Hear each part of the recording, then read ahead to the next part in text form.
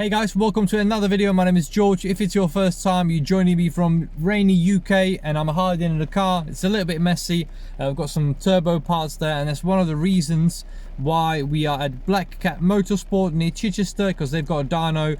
So I want to see what the power figures are now for the N81JZ before we turbo it, and obviously to see how many sort of horses it lost from the factory as well. So we're gonna put it on the dyno and see what sort of figures we run in. So yeah, and do me a favor please, before we start, hit the like button.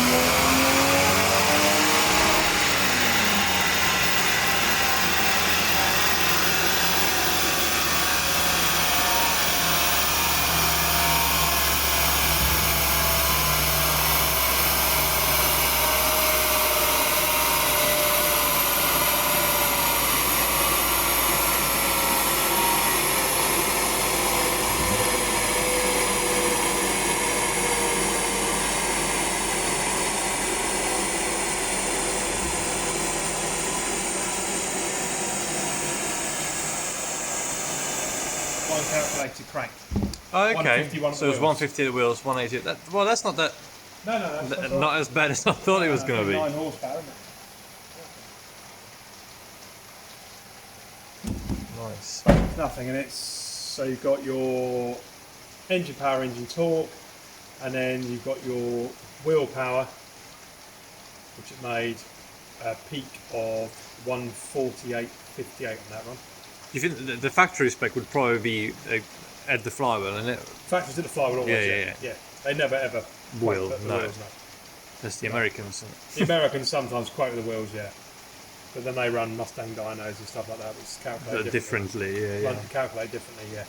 Okay. Yeah, so it's not too bad, mate. 181. It's just this little dip here, isn't it, for some reason? Yeah, so I would imagine that's, like you say, something to do with the VVT, because it seems to make a nice amount of torque increase. Yeah, and then it falls off, yeah. Yeah, and it reflects that in the horsepower as well. You've got a dip equal to this dip here, but in the horsepower, obviously. What's this one? That's the torque. That's the torque. Okay. That's the horsepower. Yeah. And that's the fueling? No. No, that's so you've got lower one. Let's get rid of. I see what you're saying. Yeah. That's wheels. Okay. Yeah. So this is calculated crank. Yeah. That's what it actually measures. Yeah.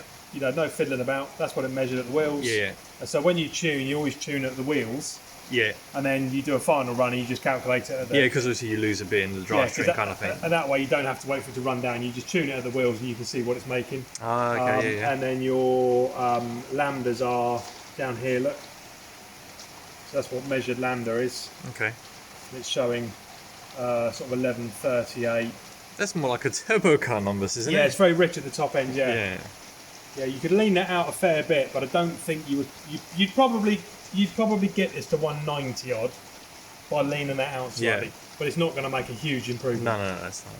Well, yeah, as I say, I'm going turbo, so I thought, no, try it. You know what I mean? But it runs nicely, doesn't it? It's alright, yeah. It does run well.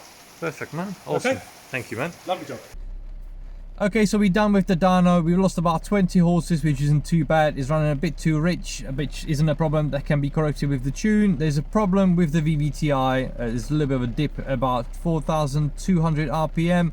So I'm gonna obviously check all the oilings. I'm gonna check all the solenoids. I'm gonna post it on the forum, see what people think. Also, the issue could be because it's been converted from automatic to manual. But anyway, I've lost about 20 horses, not too bad. Every dyno reads a little bit different too, but the weather is okay to make power. But I will see you guys next time, probably getting stuff ready for the turbo conversion. I'll see you then. Bye.